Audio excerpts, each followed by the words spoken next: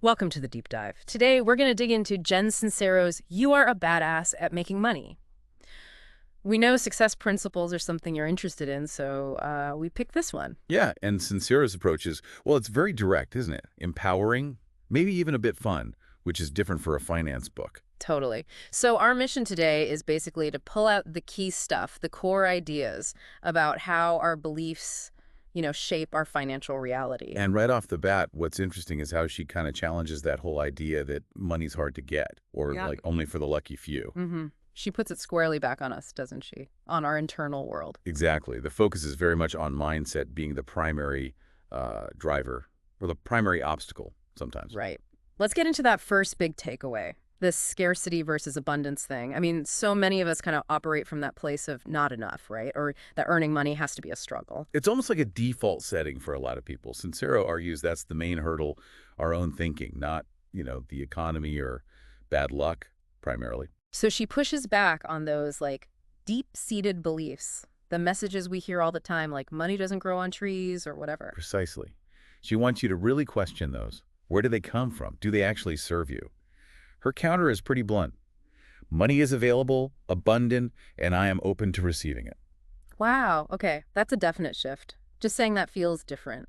It is. It's about actively choosing to believe in possibility rather than limitation. Which ties into the next point, right? The link between self-worth and actually hitting financial goals. Can you unpack that a bit? Sure, this is really central to her argument. Sincero suggests that your financial success often reflects how much you subconsciously value yourself. Okay, so if deep down you feel kind of unworthy of wealth. Yeah, you might unintentionally, push away opportunities or mess things up when they start going well.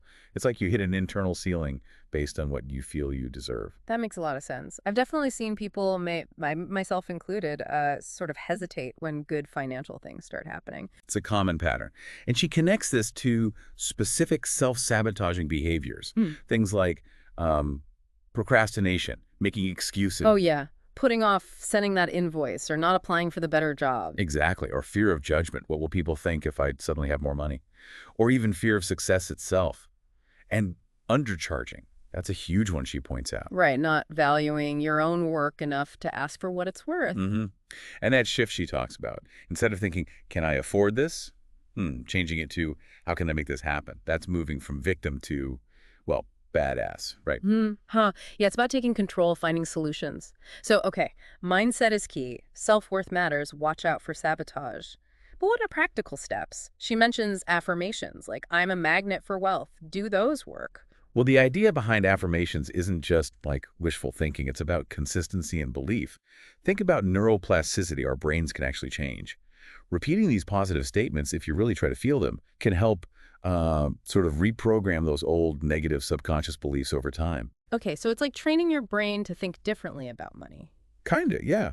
You're deliberately installing new, more empowering thoughts to override the old, unhelpful ones. And part of that is actively challenging the old ones too, right? She talks about rewriting your money story, identifying beliefs like money is evil or rich people are greedy. Yes, exactly. Yeah. First step is just noticing them.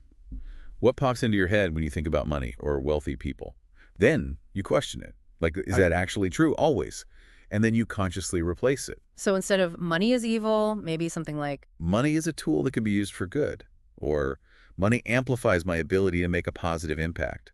Something that feels true and empowering to you. gotcha. But okay, mindset, affirmations, challenging beliefs, that's all internal. What about actually doing things? Sincero talks about inspired action. Right, because desire alone isn't going to cut it. Action is the bridge.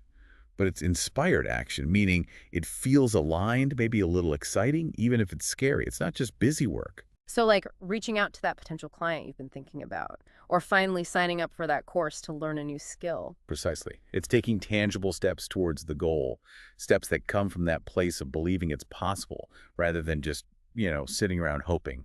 Okay, so wrapping this up, this whole deep dive into Sincero really hammers home that our mindset, our self-perception, is kind of foundational to building wealth. Absolutely. It reframes money less as this external thing we chase and more as maybe an energy that responds to our own confidence and self-love even. It's about your relationship with yourself, reflected in your relationship with money. That's a great way to put it.